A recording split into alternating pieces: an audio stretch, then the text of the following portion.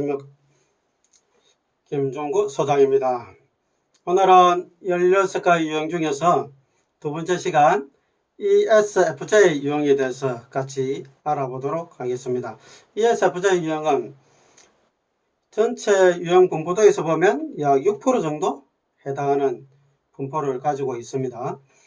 ESFJ 우리가 별명을 부를 때 사교가다, 봉사자다, 친절하다, 협력자다 이런 이야기들을 하는데 대체적으로 다른 사람들에게 친절하게 협력을 잘하는 협조적인 그런 사람들이죠. 16가지 유형 중에서 보면 친절한 태도를 가진 유형들이 있는데 요 중간에 보면 아래쪽에 네 유형이 있죠. ESFP, ENFP, ESFP, ESFJ, ENFJ 이런 유형들이 아주 친절하고 협력적인 그런 모습을 가지고 있습니다. 이 친절하다는 것은 밝고 사람들을 대할 때 아주 긍정적인 말을 잘하고 칭찬이나 격려를 잘하고 잘 이렇게 위로하기도 하는 그런 모습을 가지고 있죠. 이 네 유형 중에서도 가장 현실적이면서도 규모 있고 일을 잘하면서도 사람들에게 잘 돌보는 유형 ESFJ 이렇게 이야기할 수 있습니다. ESFJ 유형들의 특징들을 간단하게 살펴보면 성실하고 전통적이고 좀 보수적인 거죠. 사교적이고 체계적이고 굉장히 말하기를 좋아합니다. 그래서 굉장히 아주 말이 많은 유형인데 이 말이 다른 사람들을 기분 좋게 하는 그런 말을 잘하는 사람들입니다. ESFJ 옆에 ESTJ 유형이 있는데 두 사람 다 유사한데 성실하고 전통적이고 사교적이고 체계적입니다. 또 일도 잘해요. 그런데 ESTJ 유형들은 좀 더 사무적입니다. 그런데 ESFJ 유형들은 좀 더 관계지향적인 그런 모습을 이제 가지고 있죠. 그래서 ESFJ 유형들을 보면 굉장히 조직에서 사랑받고 좀 뭐라 그럴까요? 칭찬받기를 원하는 그 인정받고자 하는 욕구가 강하기 때문에 칭찬하고 칭찬받는 그런 것에 굉장히 관심이 많습니다. 용모도 단정하고 그리고 협조적이고 잘 웃고 다른 사람 이야기할 때 굉장히 리액션을 반응을 잘합니다. 그리고 책임감이 뛰어난 모습을 가지고 있죠. ESFJ 유형들이 모인 자리에 가보면 굉장히 그 타인의 말에 대해서 반응을 잘해주기 때문에 아주 활기찬 모습을 보입니다. 그래서 16가지 유형 따로 이제 유형별로 모여서 작업할 때 보면 가장 활기찬 유형 보면 ESFJ 유형 이렇게 우리가 느낄 수가 있습니다. 그리고 이제 제가 강의를 가서 보면 ESFJ 유형들이 가장 반응이 좋아요. 그리고 활짝 웃는 모습으로 대하고 그리고 이제 눈도 반짝반짝 거리면서 강사에게 집중하는 그런 모습을 보이죠. 가정에서는 자녀들 잘 챙기고 잘 돌보고 믿을 수 있고 시간 잘 지키고 혐오양처의 그런 모습을 가지고 있습니다. 우리 혐오양처라고 불리는 두 유형이 있죠. ESFJ 유형과 ESFJ 유형. ESFJ 유형은 고전적 혐오양처이다 이렇게 부릅니다. 반면에 여기 ESFJ 유형은 현대판 혐오양처다 이렇게 부르죠. 왜 ISFJ를 고전적 혐오양처로 부르냐면 ISFJ 유형들은 자신의 욕구를 좀 억누르거나 희생합니다. 누구를 위해서? 가족을 위해서, 자녀나 배우자를 위해서 억누르거든요. 그런데 이제 ESFJ 유형은 가정을 돌볼 뿐만 아니라 자신이 하고 싶은 외적인 그런 일들에 대해서도 포기하지 않고 같이 사회적 활동을 가정생활과 병행하면서 하려는 그런 욕구가 굉장히 강합니다. 그 두 가지를 다 이제 감당하는 거죠.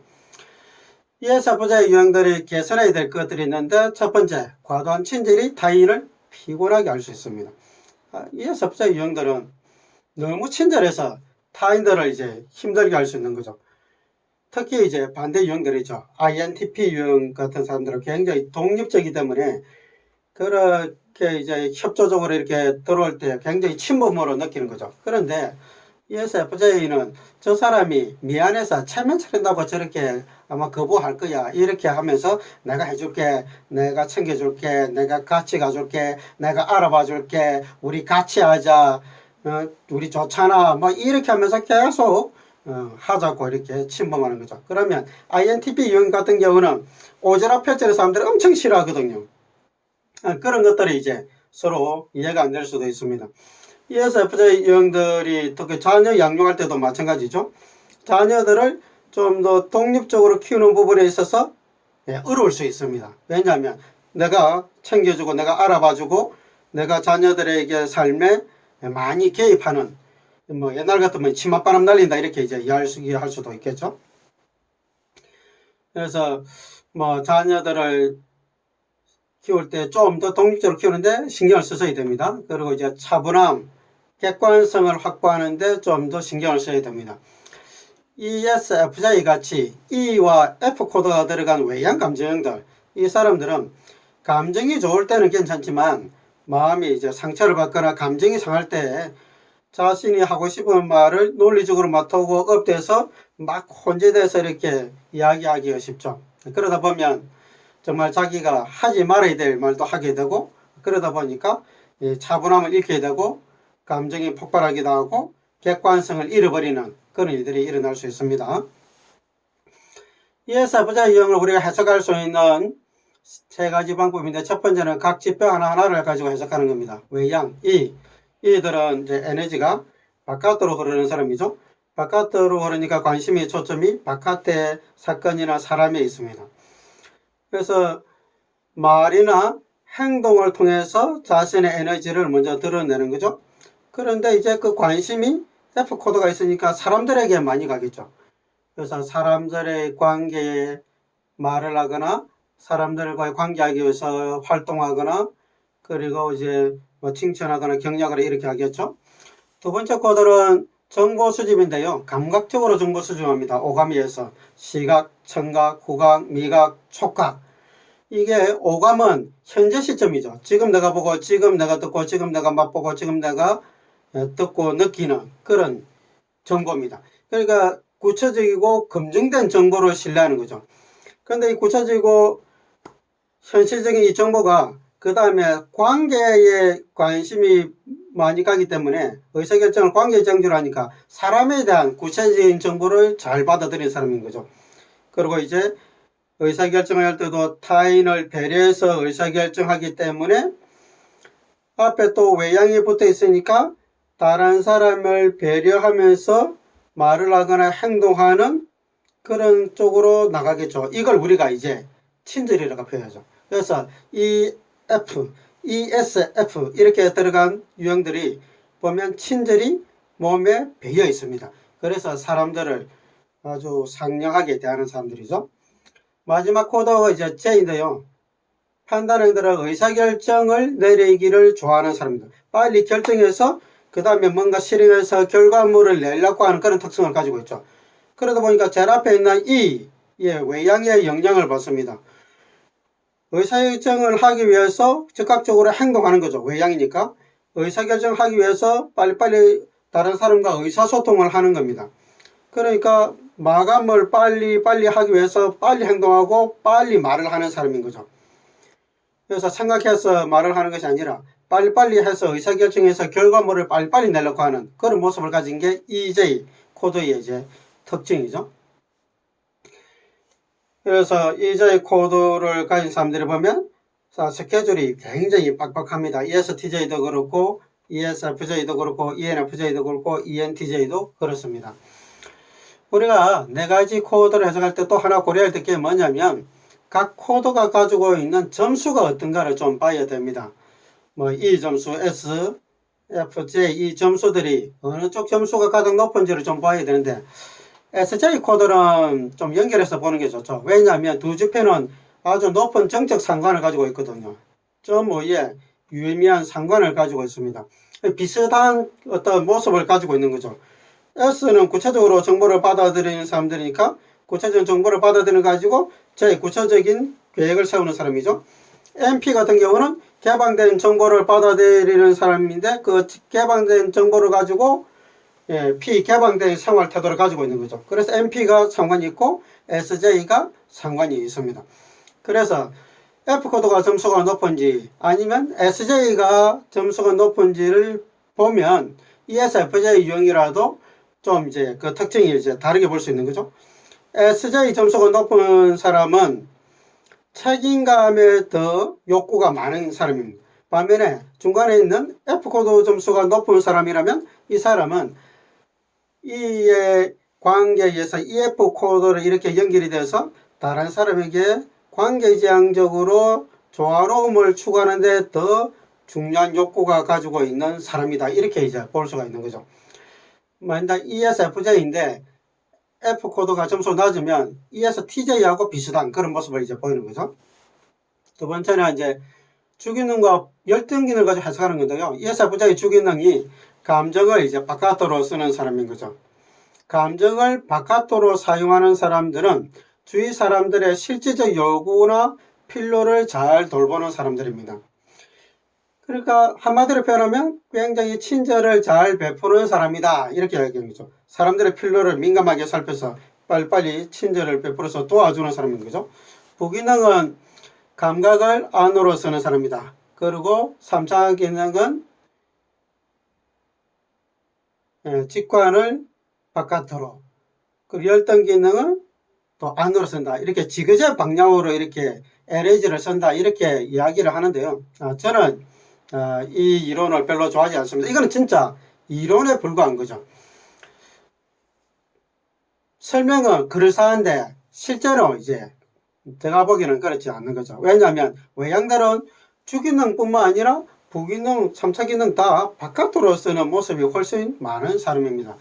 왜냐하면 더 그게 합리적이에요. ESFJ 유형이 정보를 받아들일 때 SI를 쓰는 ISTJ나 ISFJ 같이 생각을 많이 해서 그 정보를 가지고 꼼꼼하게 따지고 분석하고 체계화하고 그렇게 하는 사람이 아니에요.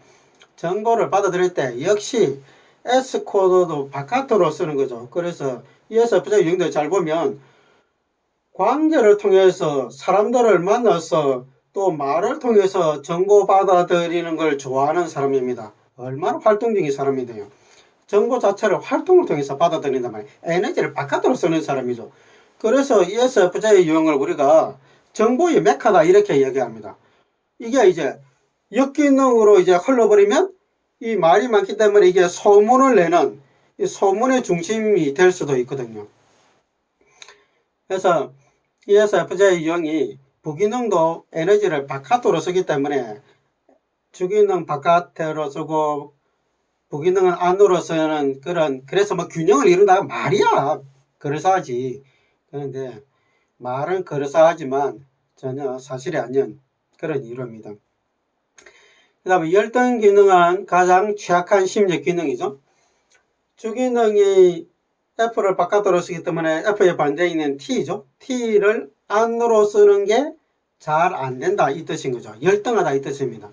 그래서 T를 안으로 쓰는 게 잘 안 되는 사람은 정보를 논리적으로 체계화하고 조직화하는 것이 잘 되지 않는다. 이게 ESFJ의 열등한 거죠. ESFJ가 주변 사람들을 친절하게 잘 돕고 친절하게 도와주는 걸 잘하지만 논리적으로 다른 사람에게 체계화시켜서 따지고 반박하고 원인 분석하는 것들은 잘 안 될 수 있다는 거죠. 다른 사람들이 내한테 반대 의견을 피력하거나 나한테 상처 주는 이야기를 했을 때 그걸 내가 논리적으로 반박하지 못하고 그걸 개인적인 의견 내지는 저 사람이 나를 싫어서 저런 말을 한다고 받아들이면 그게 이제 감정이 상하게 되고 관계에서 이제 얼음을 겪게 되는 거죠. 그래서 ESFJ 유형들이 열등한 게 공격을 받았을 때 그게 이제 얼음을 갖게 되는 거죠.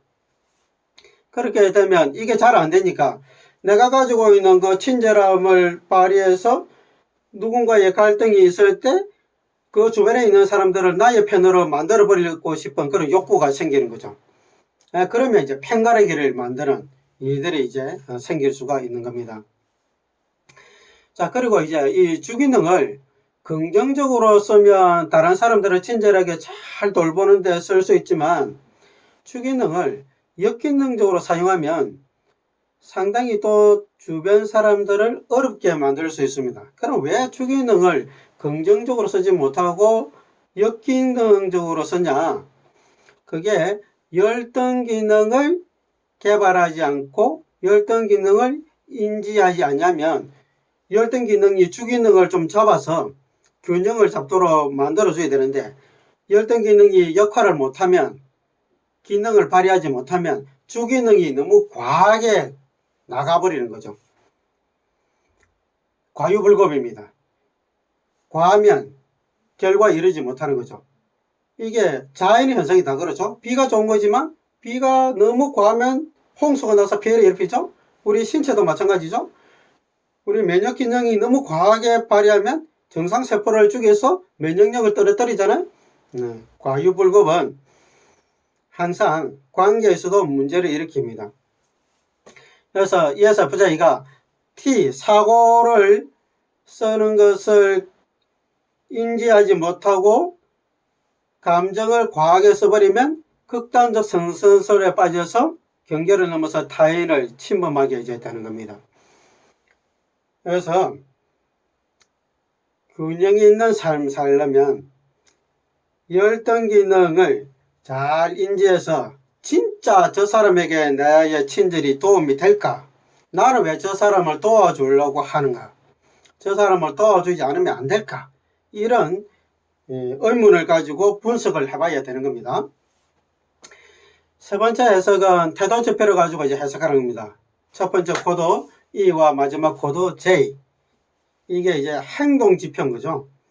융의 이론은 심리 유형, 심리 기능 이론인데요. 심리 기능 이론은 중간에 있는 두 가지 코드죠. SF 코드입니다.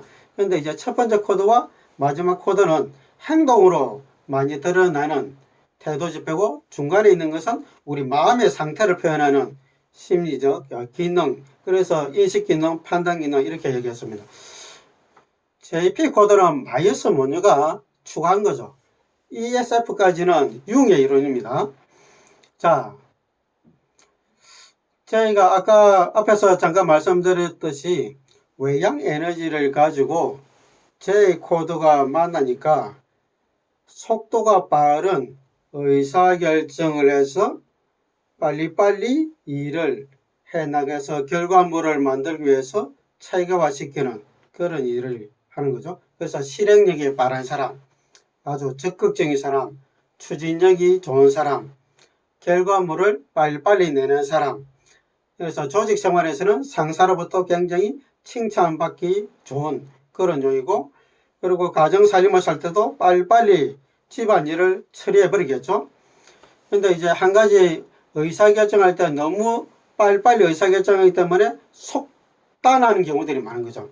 특히 이제 관계에서 갈등이 있을 때 충분하게 고려해야 될 상대를 고려해야 되는데, 저 사람이 그럴 것이야 또 그 사람에 대한 미운 마음이 있으면 더 그런 마음이 생기겠죠. 그래서 어떤 감정적으로 사람을 편애하는 그런 일들이 쉽게 일어날 수가 있습니다. 그래서 충분하게 다른 사람들의 이야기를 많이 들어야 되는 거죠. 늘어놓아야 됩니다. 그래서 반대가 IP잖아요. 내양 인식형. 전에 봤던 INTP 같은 유형들, 그런 사람들은 생각하고 의사결정하지 않고 생각하고 의사결정하지 않는, 그 미룬다고 이야기했잖아. 사람에 대해서도 마찬가지입니다. 그래서 ESFJ 유형이 좀 더 느긋하게 자신을 바라보는 모습을 가진다면 훨씬 더 관계에서 멋진 모습을 보이지 않을까, 이런 생각이 듭니다. 자, 오늘은 ESFJ 유형에 대해서 같이 한번 좀 봤는데요. 우리가 ESFJ 유형들은 어떻게 보면 가장 주변에서 힘을 주는 사람들이죠. 다른 사람들을 잘 도와주면 친절하기도 하고 밝고 활기차게 만드는, 그런 세상을 만드는 데 아주 크게 기여하는 사람들입니다. 자, ESFJ 유형들이 건강한 삶을 살기 위해서 가장 중요한 것은 T, 열등 기능을 개발하는 것이 굉장히 중요합니다. 우리가 열등 기능을 개발할 때 가장 쉽게 할 수 있는 구체적인 방법이 육하 원칙에 따라서 따져보는 거죠. 그래서 내가 기분 나쁜 일이 있을 때 나는 왜 기분 나쁜지, 또 나는 누구 때문에 기분 나쁜지, 나는 이 기분 나쁜 것을 어떻게 해결해야 되는지, 그리고 내가 기분 나쁜 것이 왜 그런지, 나는 왜 기분 나빠야 하는지, 이런 것들에 대해서 육하 원칙에 의해서 차분하게 많은 질문들을 통해서 자기 자신을 한번 통찰해보는 그런 시간을 가진다면 ESFJ가 훨씬 더 균형 잡힌 그런 모습을 가질 수 있을 겁니다. 오늘은 ESFJ 유형에 대해서 같이 한번 알아봤습니다. 감사합니다.